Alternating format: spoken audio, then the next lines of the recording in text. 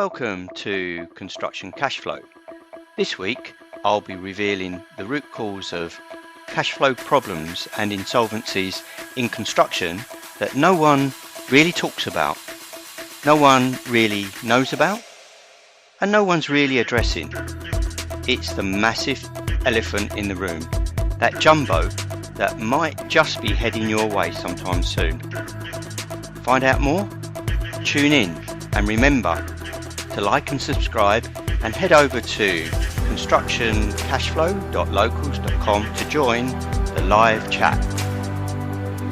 I'm going to discuss something that is rarely discussed actually between the parties of a contract, and perhaps many parties of the contract, construction contract and construction development, don't really know about it, and it's called cash farming.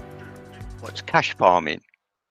Well, before I tell you, what I'm going to say is it's one of the root causes of slow payments in construction. It's one of the root causes of cash flow problems in a project. It's one of the big advantages for a main contractor to make super profits. But where he makes that profit is not in the project, it's outside the project. So let me explain. So cash farming is where a main contractor uses cash flow from the developer and from the supplier. So he's using his supply chain in a project, he's using his client in a project to cash flow investments that he might be making elsewhere, particularly the national main contractors. This is their business strategy. They'll report in a project in construction maybe 2 to 5% margin, and that's where all the complaints about low margin industry comes from. But the key thing is, it's not about margin or profit within a construction project that's attractive to a main contractor. It's cash flow. What a main contract does is interested in agreeing long payment terms. The best payment terms he can possibly get from a developer and from his supply chain gives him cash. So on multiple projects and multiple suppliers, that he lengthens the time between when he gets paid and when he has to pay out, gives him a cash pot in his business. And that makes him very cash rich. So the key is to calculate the timing of the projects, calculate the timing of the payments, so that he's got a length of time where he's cash rich. So what he does with that cash, he'll go and buy land for cash, property for cash, and then he'll refinance that, reliquidate those properties, and then he'll bring the cash back in. He'll recycle the cash back into the project. So he's not particularly worried about making a profit in a construction project, but what is valuable to him is making cash, and cash flow is where he makes super profit by using that cash flow to invest in properties and land elsewhere. The advantage of that for a main contractor is immense. He becomes very, very rich and very, very cash rich in doing so. But the disadvantages are for the developer and the supply chain or supply network are they're plain to be seen. Obviously, the developer's at risk if the main contractor goes bust, his money's gone out of the contract, he loses his money. And the supply chain are at risk because the main contractor's consistently wanting to withhold cash to supply his cash flow for his investments. If you're a subcontractor, you're a supplier, you're finding that your main contractor's finding reasons not to pay you. He wants to maintain his cash flow as long as he possibly can. The problem with that is that there's a kind of a sting in the tail, really. And if you're a main contractor listening to this, if you have got a cash farming strategy for your business, is that the longer you delay payments with your supply chain and the more you use your supply chain and the developer to fund your projects, the more likely you're going to get into disputes. On the one hand, from disgruntled suppliers that won't actually come and work with you eventually, because there is a groundswell movement within suppliers now where they're starting to dictate their own terms and conditions, and they'll walk away from main contractors that won't pay them on time. And so with the climate that we've got at the moment and suppliers in short demand, good suppliers in short demand, We don't really want them going to our competitors, and it takes a long time and, as you know, a lot of effort to build a really good, reliable supply chain. And the last thing we want to do is to lose that supply chain or any key suppliers out of that supply chain, which we're at risk of doing if we're running our cash supply business through our construction projects. So that's one risk. And the other detrimental effect is that developers are using investors' money. They're drawing down their cash to the construction project on a monthly basis. Now, if there is disputes on site, a subcontractor's gone bust due to late payment, or there's disputes or delays, disruption, the parties are blaming each other for delays, which is another ruse, can be, not always, but can be another ruse to delay payment by the main contractor. What happens there is that the developers, investors will look at what's going on site. If there's a dispute going on or there's a delay going on, then the developer's not going to get his full drawdown.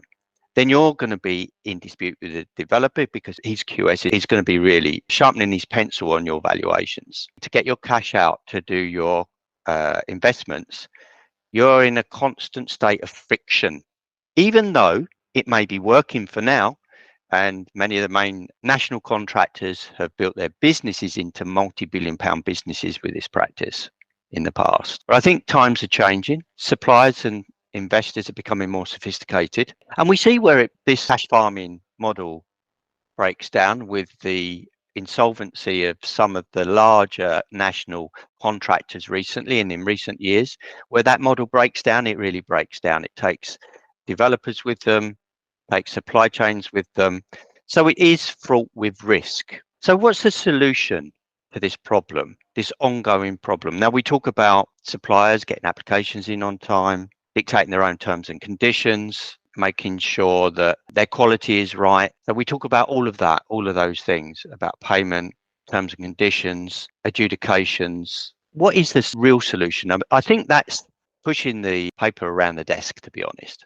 So if you're a main contractor, what could you do to get the best of both worlds? So we all know it goes on. We all know that main contractors are quite often cash rich, even though the margins are low. And that's an argument in its own right. But the margins are low, but the cash is high. So they're cash rich.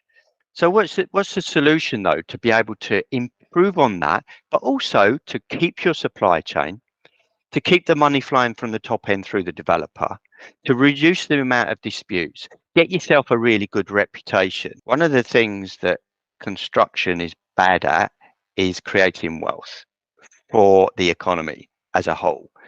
And I think it punches well below its weight. So what could you do as a main contractor to give yourself a better reputation, to improve the cash that you've got available for your investments, if that's your strategy? To bring the supply chain with you, the developer with you, and to create more wealth for the community as a whole, to reduce the incidence of insolvency throughout the supply chain, to reduce the amount of mental health issues and even tragically suicide due to cash flow issues. What could you do?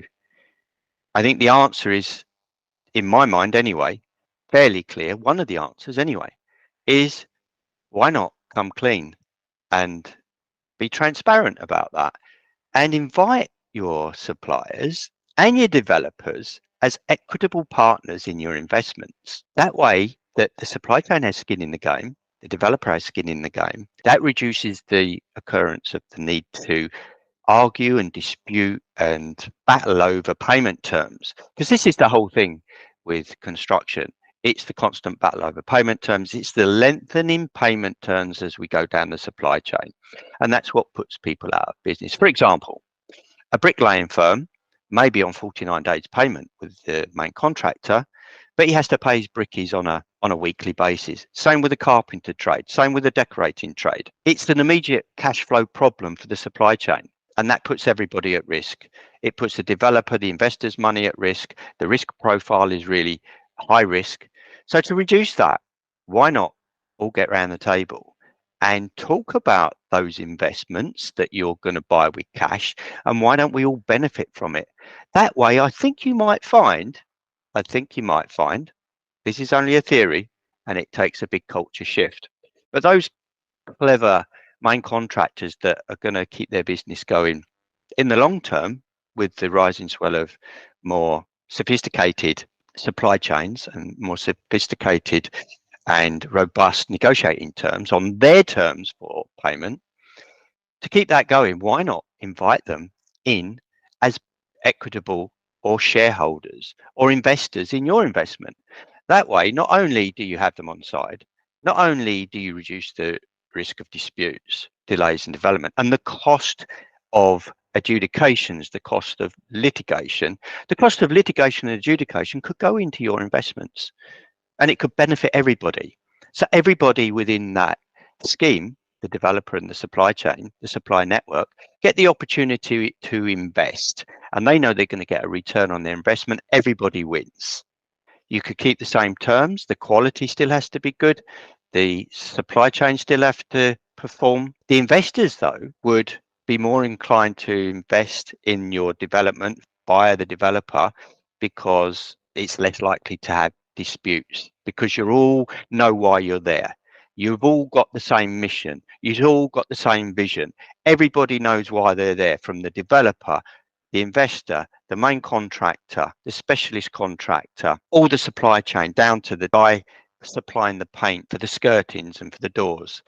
They're all got an opportunity to invest. And so what might happen is rather than having to lengthen the payment terms, you might find that through your supply network, you'll attract more investors to make you more cash rich, to buy more investments for the common good, if you like, than you would by negotiating long payment terms. What does that mean in return? It means that payment terms could be made shorter. Everybody could get paid earlier. Everybody has the opportunity for an investment into your investments. So the risk of failure is reduced. The risk of insolvency is reduced. It's just a thought. This is the micro economy of construction that we're talking about here. Something that is not very often talked about, and that's cash farming. And this is what it's all about. If you're a supplier, a subcontractor listening to this, or if you're a developer or an investor listening to this, or if you're a main contractor listening to this, what's your view on these points? Do you think it would aid your cash flow? And could we then start to put things in place that would benefit everyone, that would make construction one of the greatest wealth creators in the country? At the moment, it punches way below its weight. It could do a lot more. If only we could collaborate more. If only we were open and transparent more about what we're doing around cash farming. And I'm not saying it's just main contractors. Key specialist subcontractors could be doing it as well. I used to talk about it as robbing Peter to pay Paul, but it is that at times, robbing Peter to pay Paul, where money's going out of the project to fund other projects that are maybe needing a cash boost, which takes money out of the project. And I'm sure there's many developers that would be quite shocked at that practice. And I'm sure there's developers that don't realise that cash farming goes on. I'm sure there's subcontractors don't realise that cash farming's going on. And they're bewildered at, why isn't the contractor paying me? Why is he disputing everything I do? Why is he holding a bit of money back each month? From it last month, 2 months ago, it was 5%. Then it was 10%. Now he's holding 15%. So now if you're a specialist contractor, you kind of know why sometimes this goes on, and it's not necessarily driven by anything you're doing or they're doing or their QS is doing or your QS is doing. This is about strategy at a higher level. This is about microeconomics of construction, but it could be made better. It could be made much, much better. So what could you do right now to kind of draw a main contractor's attention to it? Well, if you're a developer, you could ask your main contractor what his strategy is for his business. Does he make cash investments? And if he does, ask them about a third-party warranty. You want a third-party warranty on your money to whatever you're purchasing.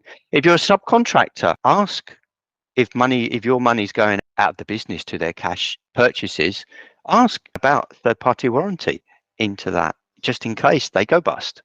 So they'll want an insurance in case you go bust. You want some insurance in case they go bust. So if you're a developer, you want to insure yourself against the MC going bust. And likewise, if you're a supplier, you want some insurance against the MC going bust. Part of that insurance should be a third party collateral warranty or some way of having an equitable share in whatever that is going to be. That way, if the contracting business, the MC contracting business goes bust, you've still got an opportunity to get your money back. Now, when we've seen collapses like Carillion, for example, that used their supply chain for their investments, if the supply chain had some level of warranty or equitable share in Carillion's investments, then they may have a bit of chance of getting their money back. But as it turned out, they had no connection. So they got no chance of getting their money back. Some questions that I think need to be raised and asked and answered. It may be that the main contractors hadn't really thought about that model, or maybe they have. If you're an MC and you've actually already installed that model with your developer and your supply chain, great. Come onto the podcast and let's discuss it. If you're a developer or subcontractor, specialist contractor, part of a supply network of a main contractor, and you didn't know about that, or if you've been affected by that, or you're aware of how this strategy works, get in touch with me and raise your questions. If anybody wants to discuss these issues further, you can join the Construction Cashflow community on constructioncashflow.locals.com. Join the live chat and let's discuss it. Let's have it out in the open. Let's make this a construction industry that raises wealth, not just for main contractors, but also for developers, for the whole supply chain, for our communities, for our families, and for the nation as a whole. Let's get it out in the open. Let's have a conversation about the whole thing. And if you've got any points, views, ideas, whether you agree or disagree, whether you've got any other evidence to prove me wrong, anything you want to add, I'm on LinkedIn. You can come onto LinkedIn on Construction Cashflow and discuss it, or you can go and join a community where you get more information, more insights, and I'll dive deeper into what you can do as a supplier to protect yourself against this practice, what you can do as an investor or developer to protect yourself against this practice, and what you can do as an MC to boost your strategy by involving everyone else in it. This is Stu Davidson. Thank you for listening. Don't forget to hit the subscribe button if you like the episode. Contact me on LinkedIn or join the Construction Cashflow community on Locals. So it's been a pleasure. It's been a pleasure sharing this week. It's an unusual episode in that I'm not interviewing a guest, but this is just my particular view on things at the moment. So thank you so much for listening. And I look forward to you joining me on future episodes where we'll be diving deeper into the cause and effect of construction cash flow problems. You've been listening to Construction Cashflow. Hit the subscribe button if you haven't already done so you never miss an episode. And remember, the faster cash flows, the faster wealth grows.